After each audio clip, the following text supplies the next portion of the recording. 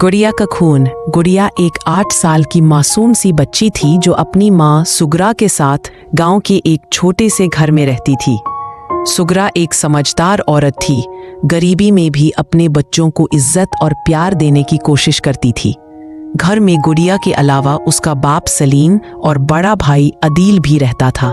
सलीम एक सख्त मिजाज आदमी था, ज्यादा वक्त शहर में ठेकेदारी करता रहता। अदील सिर्फ 15 साल का एक अजीब और चुप रहने वाला लड़का था, ना ज्यादा बोलता ना हंसता। उसका रिश्ता अपनी छोटी बहन गुड़िया से भी कुछ खास नहीं था।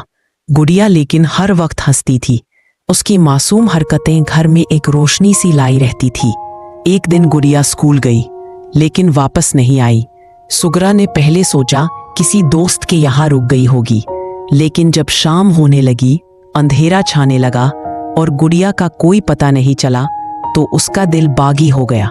स्कूल गई तो टीचर ने कहा वो तो 2 घंटे पहले चली गई थी। सुगरा ने पूरा गांव छान मारा, जंगल, खेत, तालाब, हर जगह। पुलिस भी आई, मीडिया भी, हर तरफ तलाश होती रही।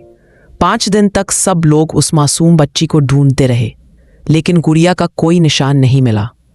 फिर एक दिन घर के पुराने बंद स्टोर रूम से अजीब सी बदबू आने लगी। जब पुलिस ने तला तोड़ा तो एक रिल्ली में लिपटी हुई गुड़िया की लाश मिली। उसका छोटा सा जिस्म ठंडा था, गले पर निशान थे, आंखों में दर्द जम गया था। मां बेहोश हो गई। गांव में शोर मच गया, लेकिन एक सवाल सबके ज़हन में चिल्ला रहा था। उस कमरे तक किसी बाहर वाले की पहुंच नहीं थी। फिर गुड़िया वहां कैसे? सलीम टीवी पर रो रो के कहता रहा, किसने मेरी बेटी को मारा? मुझे इंसाफ चाहिए। लोग उससे बेचारा समझने लगे। सुगरा ने एक शब्द नहीं कहा, लेकिन उसके दिल में कुछ टूट गया था। उसे शक होने लगा कि ये सब कुछ घर के अंदर ही हुआ है। उसने चुपके से गुड़िया के स्कूल बैग की तलाशी ली। उसमें से एक छोटी सी वॉइस रिकॉर्डर निकली। गुड़िया उसमें कभी कभी अपने खिलौने रिकॉर्ड करती थी, लेकिन इस बार रिकॉर्डर में कुछ और था। हल्के से डर की चीख और एक लड़के की आवाज, चुप रहो, किसी को बताया तो देख लेना। वो आवाज अदील की थी, उसका बेटा, गुड़िया का बड़ा भाई। सुगरा की रगों में ठंड सी दौड़ गई। उसने कुछ फ्लैशबैक सोचने शुरू किए।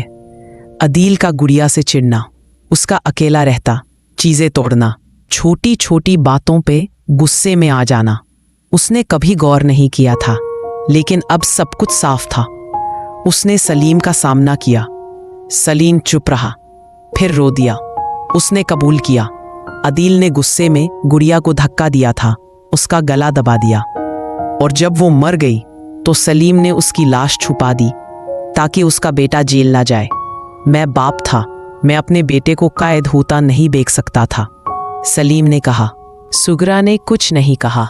उसने सिर्फ देखा उसी कमरे को जहां उसकी बेटी की लाश मिली थी। अगली रात उसने अदील और सलीम को उसी कमरे में बंद कर दिया। बाहर से ताला लगाया, तेल छींटा, एक दिया जलाया और आग लगा दी। लोग चीख रहे थे, घर जल गया। पड़ोसी दौड़ के आए, लेकिन देर हो चुकी थी। दोनों जिस्म सलीम अदील जल के राख हो गए। सुबह सुगरा पुलिस स्टेशन गई, खुद को अरेस्ट करवा दिया। कोर्ट में कहा, मैं कातिल हूं, लेकिन मैंने इंसाफ किया है।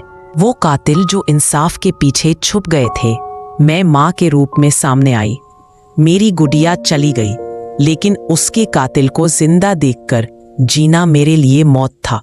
उस दिन एक माँ ने सिर्फ 2 कातिल नहीं जलाए, उसने सोसाइटी का वो चेहरा भी जला दिया जहां माँओं से सब कुछ बर्दाश्त करने की उम्मीद होती है, लेकिन इंसाफ नहीं।